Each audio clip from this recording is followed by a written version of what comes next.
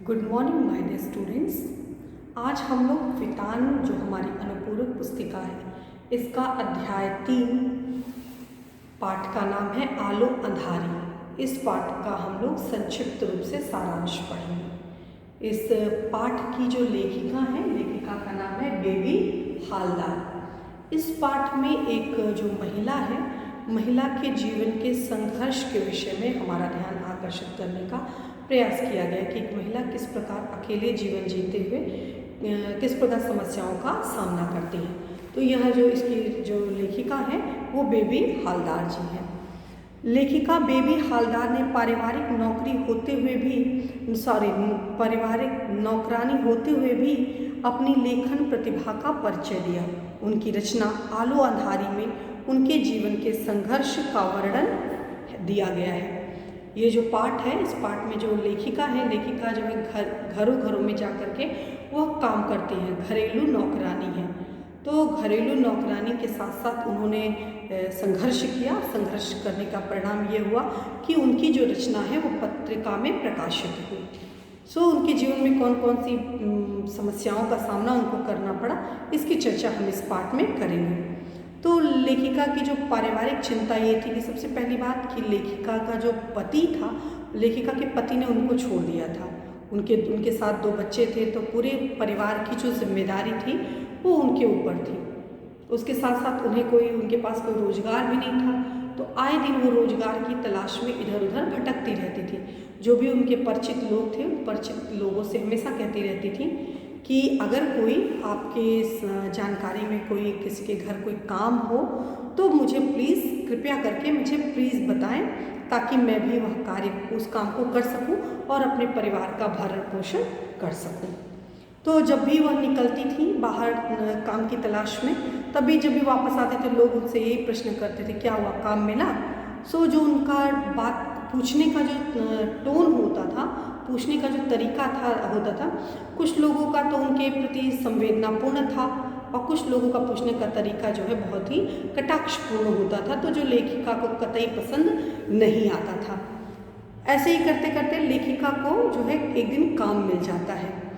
तो काम कैसे मिलता है कि लेखिका की जो एक बार लेखिका ने कि पहचान जो होती है, पहचान जो होती है, मुलाकात एक सुनील नाम के युवक से होती है। तो ऐसे बातों बातों में उन्होंने चर्चा की कि हमें काम की तलाश है, मैं काम ढूंढ रही हूँ और ताकि मैं अपने परिवार का भरण पोषण कर सकूँ। तो उन्होंने एक मकान मालिक से परिचय करवाया। तो मकान मालिक ने उनको अपने यहाँ काम पर रख लिया और मकान मालिक ने कहा कि उन्हें 800 रुपये जो है महीने की मासिक रूप से जो है पगार उनको दी जाएगी, 800 रुपये महीना। ऐसे करते करते उनको काम, बड़ी खुशी की बात थी कि उनको काम मिल गया। और उन्हें काम क्या करना था कि घर में जो काम होते हैं, झाड़ू पोछा बर्तन करना, खाना बनाना, ये सारा काम उनको जो करने को मिल गया। तो जिसके घर में उन्हें काम मिला था, उनके यहाँ ऑलरेडी एक जो है महिला कार्य करती थी पहले से। लेकिन जब उसको पता चला कि मुझे हटा करके और इनको लेखिका को कार्य दिया गया, तो काफ़ी जो है वह गुस्से में आए, काफ़ी बड़बड़ाती हुई, काफ़ी उसने बुरा भला जो है वो लेखिका को कहा और वह चली गई। लेकिन अंततः जो लेखिका थी वो इस बात से प्रसन्न थी कि उन्हें काम मिल गया और काम मिलने से उनका जो है उनके परिवार का जो है वो भरण पोषण हो सकेगा। इसी तरह से लेखिका जिस मकान में रहती थी, तो उस मकान का किराया काफ़ी ज़्यादा था। तो लेखिका के दिमाग में आया कि इतने कम पगार में, इतने कम तनख्वाह में घर कैसे चलेगा, और इतना किराया है, बच्चों की परवरिश है, देखभाल है, पढ़ाई है, कैसे हो पाएगा। तो ये सब विचार करके लेखिका ने विचार किया कि चलो इससे बेहतर है कि हम जो है घर बदल देते हैं। तो लेखिका ने अपना घर बदल दिया। तो अभी जो दूसरा जो उसने मकान ढूंढा, वो दूसरा मकान थोड़ा सा मतलब पैसा भी इसमें कम था, पैसा कम मतलब किराया उसका कम था मकान का, लेकिन काफ़ी समस्याएं भी थी। जैसे उसमें सबसे बड़ी समस्या ये थी कि वहाँ के, एक तो पहली बात नई थी, तो वहाँ के लोगों से उनका परिचय नहीं था। फिर जो भी शौचालय इत्यादि की समस्या थी, उन्हें खुले में जाना पड़ता था। तो एक महिला के लिए बहुत सारी समस्याओं का सामना, मतलब जैसा उनके हिसाब से उन्हें चाहिए था, उनको वो मकान नहीं मिल पाया। लेकिन चूंकि आर्थिक अभाव था, संकट था, तो चाह के भी वह कोई दूसरा मकान जो है वह नहीं बदल सकती थी या नहीं ले सकती थी। तो जो भी उनके पास संसाधन थे या जो भी उनकी सुख सुविधाएँ थी, उन्हीं सुख सुविधाओं में किसी तरह से वह अपने आप को एडजस्ट करके समायोजित करके वो कार्य आगे बढ़ा रही थी। तो यही सब सोच करके कि आर्थिक संकट उनका थोड़ा दूर हो जाएगा, बच्चों की अच्छी परवरिश हो जाएगी, उन्होंने अपना घर जो है बदल दिया। अभी क्या थी, बच्चों की चिंता लगी रहती थी कि जब वह काम पे रोज़ सुबह काम पे निकल जाती थी तो काम पर जा कर के वहाँ पर काम जो भी उनका डेली का काम होता था वो सारा काम करती थी। और काम करने के बाद पुनः जब वह काम से जब उनका हो जाता था, पुनः वो अपने घर वापस आती थी और अपने बच्चों को देखभाल करती थी, खिलाना पिलाना ये सब करती थी। तो इस तरह से उनको दोहरी जिम्मेदारी, एक घर की भी जिम्मेदारी थी और एक जहाँ काम करती थी वहाँ की भी जिम्मेदारी।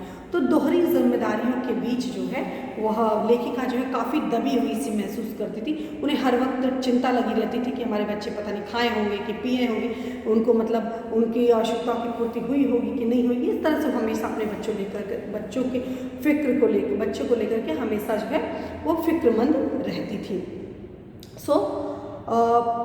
तातुस और उसके परिवार का व्यवहार, जहाँ पे लेखिका को काम मिला था वहाँ पे जो मकान मालिक थे वो बड़े ही सभ्य थे, बड़े ही सज्जन किस्म के थे। तो उनका जो है व्यवहार जो है लेखिका के प्रति बड़ा ही भद्र में बड़ा अच्छा व्यवहार करते थे। तो हमेशा उनसे बातचीत करना, उनके काम के प्रति जो है उनकी तारीफ़ करना, इस तरह से हमेशा जो है उनको सराहना जो है वो हमेशा करते रहते थे। और बच्चों के बारे में पूछते रहते थे, तुम्हारे कैसे क्या करती हो, यहाँ से जाके तुम्हारा क्या काम करना रहता है, बच्चों की देखभाल कैसे करती। तो इस प्रकार जो है उनका व्यवहार जो है लेखिका के प्रति बड़ा ही सौम्य था, जिससे जो है लेखिका को जहाँ पे उसे काम मिला था वहाँ पर उन्हें किसी प्रकार की कोई समस्या का सामना जो है नहीं करना पड़ता था। और एक बात और कि जो तातुश जो थे वह लेखिका को, चूँकि बेबी नाम था, बेबी नाम से पुकारते थे और कहते थे कि तुम मुझे तातुश कह के बुलाओ। और लेखिका को जो तातुश थे वो उसे अपनी बेटी के समान मानते थे। तो लेखिका को पूरी तरह से उस घर में बहुत अच्छा लगने लगा और लेखिका भी पूरे तन मन धन से, पूरे मनोयोग से जो है वहाँ पर काम, पूरी तल्लीनता से काम कर रही थी। तो कहीं ना कहीं उसे जो है अपने आप को वहाँ पर समायोजित अच्छे ढंग से कर लिया था। बेबी की पुस्तकों के प्रति रुचि। एक दिन की बात है कि जो बेबी यानी लेखिका जो है वो घर की ऐसी साफ सफाई कर रही थी। तो चूँकि वो पूरा घर उन्हें अपने जैसा लगता था, जो भी साफ़ सफाई कर रही थी तो उसे उनमें कई तरह की पुस्तकें मिली। तो पुस्तकों को देख करके उनके चेहरे पे एक नूर सा, एक चमक सा आ गया। सो उस चमक को देख करके जो तातुश काफ़ी प्रभावित हुए। तातुश को लगा, जहाँ तातुश यानी जो मकान मालिक थे वो काफ़ी प्रभावित हुए। उन्हें लगा अरे वाह, ये मतलब इसकी जो पढ़ने में रुचि है, दिलचस्पी है। तो इस तरह से उन्होंने उनसे पूछा, अन्य लेखकों के बारे में पूछा, उनके पढ़ाई लिखाई के विषय में पूछा, पढ़ाई की रुचि के विषय में पूछा। काफ़ी जो है इस तरह से तातुश की और लेखिका की अच्छी खासी जो है वह वार्ता हुई थी। जो पुस्तक, जो साफ सफाई के दौरान जो पुस्तकें मिली, उस पुस्तक को लेकर के भी काफ़ी चर्चा हुई। उन किताबों के प्रति रुचि को देख करके तातुश ने कहा कि ये एक पुस्तक दी, लेखिका को एक पुस्तक दी और कहा इसको ले जाइए और ले जा करके जो है ले जाओ और इसको घर पे जा करके जब भी तुमको समय मिले तो ले जा करके इस पुस्तक को तो पढ़ना। तो लेखिका जो है प्रसन्न होकर के उस पुस्तक को ले गई और जब भी उन्हें टाइम मिलता थोड़ा थोड़ा करके वह उस पुस्तक को पढ़ती रहती। तातुश को लेखिका को लिखने के लिए कहना। तो जब तातुश को ये लगा कि कहीं ना कहीं यह जो है इनको किताबों में रुचि है या पढ़ाई के प्रति इनकी रुचि है, तो उनको प्रोत्साहित करते रहते। तातुश ने बार बार प्रोत्साहित करते कि एक पेन दिया, एक कागज़ दिया कि लो ले जाओ और उसको थोड़ा थोड़ा जो भी तुम्हारे मन में हो, डेली रूटीन का, अपनी दिनचर्या के बारे में जो भी तुम्हें समझ में आए, कुछ भी समझ में आए तो वो लिखा करो। तो पहले तो लेखिका को थोड़ा अटपटा सा लगा कि मैं क्या लिखूंगी, मैं कोई लेखिका नहीं हूँ और मैं क्या कर सकती हूँ, मुझे तो कुछ आता भी नहीं। तो बहुत जो है उनको तातुश के द्वारा बहुत ज़्यादा उनको समझाया गया, बहुत बताया गया। तब उन्होंने कहा कि अच्छा ठीक है, वो लेके गई और फिर उन्होंने मन ही मन विश्वास रखा, मन ही मन सोचा कि मैं चलो ठीक है, विचार किया कि मैं चलो कुछ न कुछ जो है वो लिखती रहूँगी। तो एक तो घर की भी जिम्मेदारी थी, फिर जहाँ पे नौकरी करती थी वहाँ भी जिम्मेदारी, तो उसके बाद अपने बच्चों की देखभाल करना, तो इस तरह से बड़ी ही मुश्किल से समय निकाल पाती थी। लेकिन उसी समय उन्हीं सभी मुसीबतों में, संघर्ष भरे दौर में थोड़ा बहुत जो भी समय निकलता था उसमें समय निकाल के पुस्तकों को पढ़ती रहती थी और जो भी टाइम मिलता था उसमें कुछ ना कुछ लिखती रहती थी। एकाकी जीवन और नए घर की परेशानी। लेखिका जो थी अपने बच्चों के साथ जिस घर में अकेले में रहती थी, जिस घर में वो रहती थी, तो वहाँ की जो बताया ना कि नया मकान था, तो वहाँ के लोग भी अपरिचित थे।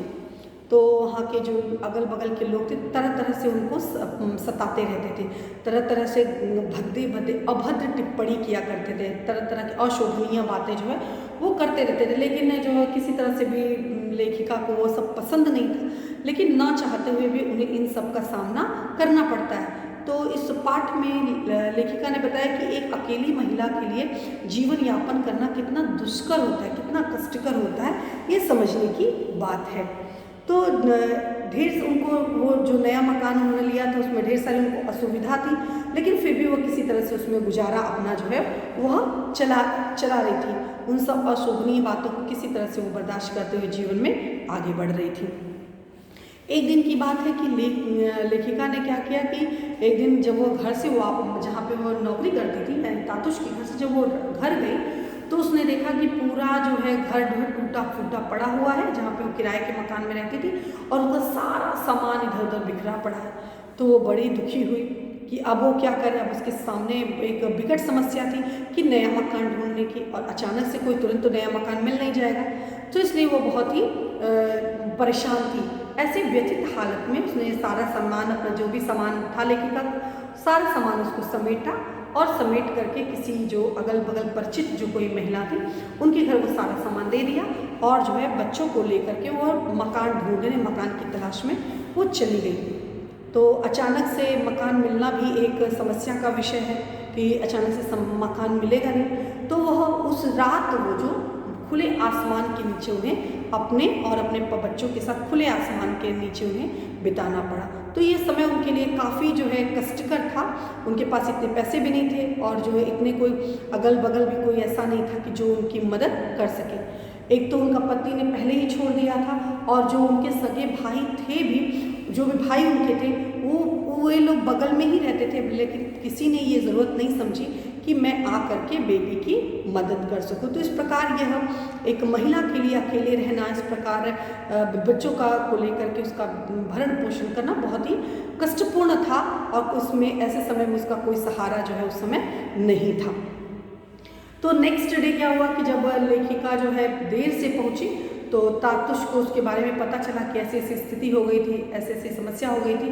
तो तातुश ने उसे अपने घर में जगह दे दी कि ठीक है, तुम आओ, अपने बच्चों को यहीं पर जो शिफ्ट कर दो। तो अब इस तरह से लेखिका की जो दोहरी जिम्मेदारी, दोहरी जो चिंता थी वो समाप्त हो गई। लेखिका आकर के तातुश के घर में अपने बच्चों के साथ खुशी खुशी रहने लगी, और धीरे धीरे जो तातुश के अन्य परिवार के अन्य लोग थे उन लोगों से भी जो बेबी का यानी जो लेखिका का व्यवहार था बड़ा ही अच्छा था।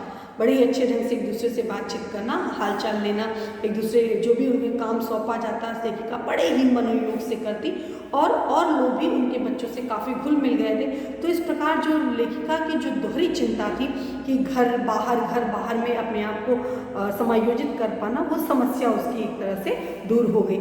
उन्हें कहीं ना कहीं लगता रहा कि ये जो तातुश हैं पूर्व जन्म में हमारे बाबा जी या कोई हमारे परिचित बहुत ही प्रिय रहे होंगे, जो जिनकी छत्र छाया में मेरी इन समस्त समस्याओं का जो है वो समापन हो गया। ऐसे ही एक दिन की बात है कि उनका जो लेखिका थी उनका बड़ा लड़का जो है मिल नहीं रहा था, कई दिन से वो घर नहीं आया था, तो काफ़ी जो लेखिका काफ़ी परेशान थी। तो ऐसे समय में लेखिका ने ये सारी बातें तातुश को बताई। तातुश ने अपने स्तर से खोजबीन करवाए, तो पता चला उनका लड़का जो है वो मिल गया, और जहाँ पे वो नौकरी करता था वहाँ से उसने नौकरी छोड़ दी, और तातुश के कहने पे कहीं और वो नौकरी करने लगा। तो इस प्रकार वह आर्थिक रूप से भी लेखिका जो पहले से अब मजबूत हो गई थी। तो यह उनके लिए जो है एक काफ़ी अच्छी जो है पहल थी। उन्हें काफ़ी अच्छा लगा किस तरह से उनकी समस्या जो है वो धीरे धीरे डे बाय डे उनकी समस्या जो है उसका समाधान हो रहा है। इस प्रकार लड़के की भी समस्या उनकी दूर हो गई। तातुश का निरंतर लेखिका को लेखन के लिए प्रेरित करना, चूँकि जानते थे कि इसकी रुचि है और ये कर सकती है, जो झाड़ू महिला है, एक अकर्मण यानी ये आलसी नहीं है, काम करना चाहती, तो बार बार उसको प्रेरित करते, कुछ लिखा कि नहीं, तुमने कितना लिखा, क्या करती हो, कैसे समय अपना व्यतीत करती हो। तो इस तरह से बार बार जो है वो मोटिवेट करते रहते और अपने तो करते, अपने साथ साथ जो भी उनकी मित्र मंडली के लोग होते, चाहे वो कलकत्ता में रह रहे होते, चाहे दिल्ली में रह रहे होते, कोई भी जो भी उन एक जो यहाँ पर लेखिका है, लेखिका यहाँ पे नौकरानी नहीं, उनके घर की एक सदस्य जैसी बन गई। तो तातुस ने उन्हें जो है बेटी का दर्जा दिया, तो जो कुछ भी बातें होती तो वो सारी बातें अपने मित्रों से वो शेयर करते। तो तातुस तो उन्हें पढ़ने के लिए, लिखने के लिए मोटिवेट करते ही करते, तातुस के साथ साथ जो उनकी मित्र मंडली थी वो लोग भी उन्हें मोटिवेट करते रहते। इस तरह से जो है लेखिका का जो है वो काम बढ़ने लगा कि जो है लेखिका ने देखा कि उनके तातुस के कोई मित्र हैं, वो भी आकर के उनके घर पे मित्र थे, उनके घर पे आके रहने लगे थे। तो इस तरह से काम जो बढ़ गया था, लेकिन फिर भी उसी में किसी तरह से समय निकाल करके, लेखिका समय निकाल करके कुछ ना कुछ थोड़ा बहुत जो उनसे हो पाता था वो लिखती रहती थी। एक बार क्या हुआ कि तातुस ने देखा कि ये दिन भर काम में व्यस्त रहती है, इसको अपने लिए समय भी नहीं मिलता, अपने बच्चों के लिए भी समय नहीं मिलता। तो उस तातुस ने कहा कि कुछ समय के लिए सामने पार्क है, वहाँ जाके हो आया करो, थोड़ा तो मन भी बहल जाएगा और बच्चों को भी थोड़ा सा मनोरंजन का, खेलने कूदने का अवसर मिल जाएगा। तो मेरे तातुस की बात से प्रभावित होकर के लेखिका जो है वो तैयार हो गई। उन्होंने कहा ठीक है चलो ले जाते हैं। तो ऐसे करके वो रोज रोज पार्क में जाने लगी। वहीं पार्क में उनकी मुलाकात एक लड़की से हुई। तो वो बंगाली थी, तो कुछ समय तक बातचीत होती रही, लेकिन कुछ समय बाद उसको भी वहाँ से जाना पड़ गया। जहाँ वो पार्क था वहाँ आती रहती थी, तो उसको कुछ वहाँ से उसको अपने घर जाना पड़ गया। तो जिसके कारण उससे जो है अभी वहाँ पे वो अकेली पड़ गई। जो लेखिका है वहाँ पार्क में जाती, लेकिन लोगों की तरह तरह की टीका टिप्पणी से परेशान होकर के उन्होंने सोचा इससे अच्छा है कि मैं घर पर ही रहूँ। तो उन्होंने जाना जो वहाँ पर छोड़ दिया। लेखिका के लेखन कला की सराहना। लेखिका को इस तरह से टाइम निकाल करके अपने पढ़ना लिखना इन सब चीज़ों में व्यस्त देख करके काफ़ी उन्हें सराहना मिलती थी। तातुस अपने भी अप्रिशिएट करते, तातुस उन्हें अपने खुद प्रेरित करते, साथ साथ जो भी उनके मित्र थे, जो भी उनके मित्र मंडली थी, सभी मित्र मंडली उनकी जो है बार बार सराहना करते थे। कोलकाता और दिल्ली के तातुस के दोस्त भी लगातार लेखिका का उत्साह बढ़ाते रहते, लोग लेखिका को प्रेरित करते रहते कि लिखा करो, तुम बहुत अच्छा लिखती हो, तुम लिख सकती हो, तुम जो है। इसके साथ साथ उन्होंने एक उदाहरण दिया कि तुम जो है दूसरी आशापूर्णा देवी बन सकती हो। जिस प्रकार आशापूर्णा देवी ने अपने जीवन में अथक संघर्ष करके जो है लेखिका के रूप में उभर के आई, उसी तरह तुम भी कर सकती हो। तुम्हारे अंदर वो जज्बा है, तुम्हारे अंदर वो शक्ति है। तो इस तरह से कहीं ना कहीं वो जेठू की बातों से यानी जो उनके दोस्त थे उनकी बातों से जो है लेखिका काफ़ी प्रभावित हुई और समय निकाल करके वह जो है पढ़ती रहती, लिखती रहती, काम करती रहती। एक दिन की बात है, क्या हुआ कि जो लेखिका के बाबा उनसे मिलने आते हैं, और जब लेखिका के बाबा उनसे मिलने आते हैं तो बाबा से मिलकर बहुत खुश होती हैं। लेखिका के बाबा ने बताया कि तुम्हारे माँ की मृत्यु हो गई है। और चूंकि यह बात भाइयों को पता थी, लेकिन भाइयों ने इन्हें बताना मुनासिब नहीं समझा। ये सोच करके जो है उन्हें काफ़ी पीड़ा होती है और अपनी माँ की याद में काफ़ी रोती हैं, दुखी होती हैं। लेकिन उनके बाबा जी ने काफ़ी समझाया, काफ़ी बताया, और तातुस का जो सांत्वना सहारा से वो धीरे धीरे करके इस सदमे से वह उबर जाती है। लेखिका का पत्र व्यवहार। लेखिका क्या करती है, लेखिका की जो तातुस की एक मित्र मंडली में एक जो अध्यापिका रहती है शर्मिला, तो उनसे भी काफ़ी अच्छी जो है दोस्ती हो जाती है लेखिका की।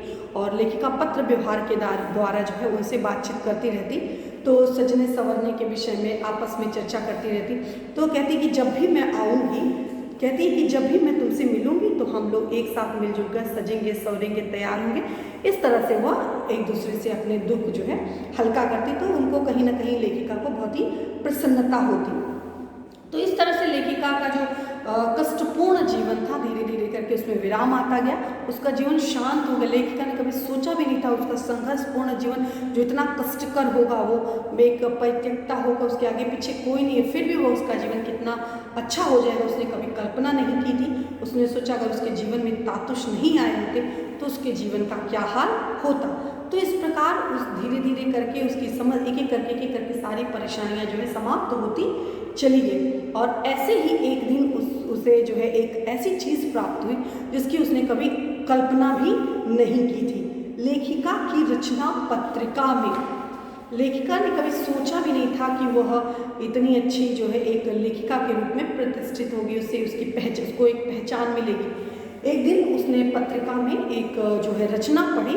उस रचना का नाम था आलो अंधारी, और आलो अंधारी में लेखिका के नाम के नीचे लिखा हुआ था बेबी हालदार, जिसको देख करके लेखिका काफ़ी उत्साहित हुई, काफ़ी जो है प्रसन्नचित हुई। और प्रसन्नता के साथ उसने सारे लोगों को, जो भी उसके परिचित थे, सभी लोगों को सारे काम धाम छोड़ करके बड़े प्रसन्नता के साथ सबके सामने ले जा करके वह पत्रिका का लेख दिखाती कि देखिए ये मैंने लिखा है और मेरा लेख जो है इस तरह पत्रिका में छपा है। तो इस प्रकार कातुस के सहयोग से, जेठू के सहयोग से और उसकी जो कर्तव्य निष्ठा थी, उसका जो जुझारूपन था, इन सब के कारण वे मार्ग में अनवरत संघर्ष झेलते हुए भी एक दिन जो है उसने कभी कल्पना भी नहीं की थी कि उसका जीवन एक नौकरानी के रूप से उठते उठते आज वो इस मुकाम पर पहुंच पाएगी कि उसकी जो रचना है वो पत्रिका में छप सकती है।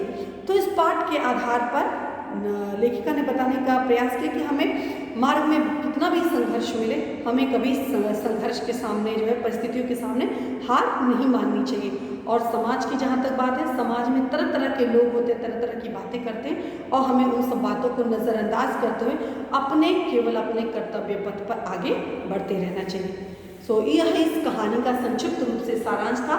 पूरा जो पाठ है, पूरा पाठ हम क्लास में हम उस पर चर्चा करेंगे, और जो भी आपको डाउट होगा वहाँ पर पूछ सकते हैं।